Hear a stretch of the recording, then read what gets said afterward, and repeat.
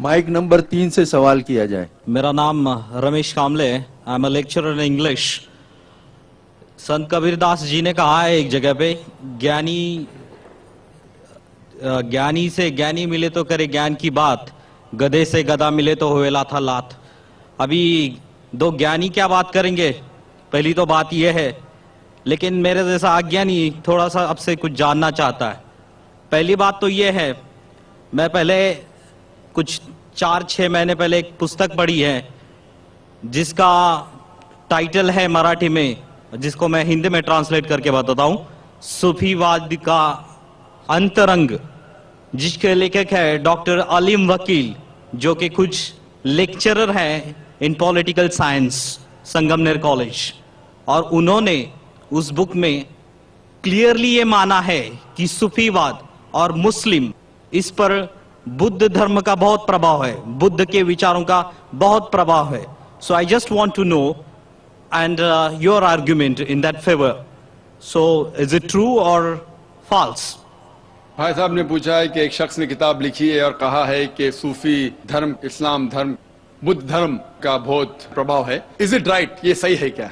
पहला चीज, इस्लाम को जानने के लिए आपको तहकीक करना चाहिए इस्लाम की किताब के बारे में। सबसे अव्वल किताब है कुरान।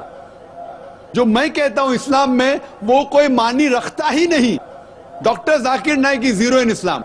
इसीलिए मैं तकरीर में कहता हूं कि मैंने कह रहा हूं कुरान में लिखा है चैप्टर 5 वर्स नंबर 90 में शराब पीना हराम है।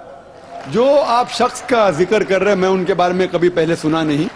आपको इस्लाम को जानने का है, कुरान पढ़ो और सही हदीस जो मोहम्मद सल्लल्लाहु अलैहि वसल्लम के बारे में जिक्र करती है। कुरान और सही हदीस सिर्फ।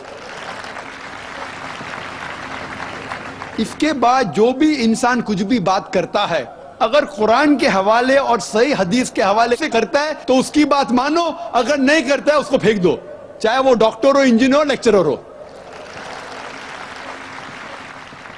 इसीलिए डॉक्टर जाकिर नाइक, मैं खुद शून्य हूं, जीरो। इसीलिए तकरीर में जब मैं इस्लाम की बात करता हूं तो कुरान का हवाला देता हूं, सही हदीस का देता हूं। हिंदुइज्म की बात करता हूं, वेद का हवाला देता हूं, उपनिषद का देता हूं। क्रिश्चियनिटी क्या करता हूं, बाइबल का देता हूं।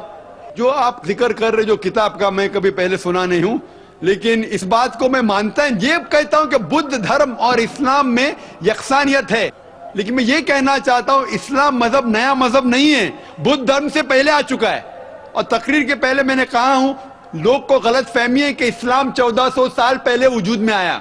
नहीं, वो बहुत पहले से, इंसान जमीन पे कदम रखने से पहले आदम अलैहिस्सलाम ने पैगाम दिया इस्लाम का, नूह अलैहिस्सलाम ने दिया इस्लाम का, मूसा अलैहिस्सलाम ने दिया इस्लाम का, ईसा अलैहिस्सलाम ने इस्लाम का, मोहम्मद सल्लल्लाहु अलैहि वसल्लम इस्लाम का। तो लोग को गलत फहमी है कि इस्लाम 1400 साल पहले आया।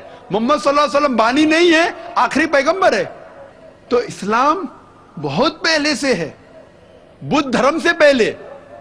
कुछ लोग कहते हैं कि क्या बुद्धा अल्लाह के पैगंबर है, उनका नाम से जिक्र कुरान में नहीं है। तो मैं नहीं कह सकता हूं है क्या, नहीं हो भी सकते, नहीं भी हो सकते, मैं नहीं जानता हूं। लेकिन अगर है भी तो उस वक्त के लिए थे, उन लोगों के लिए।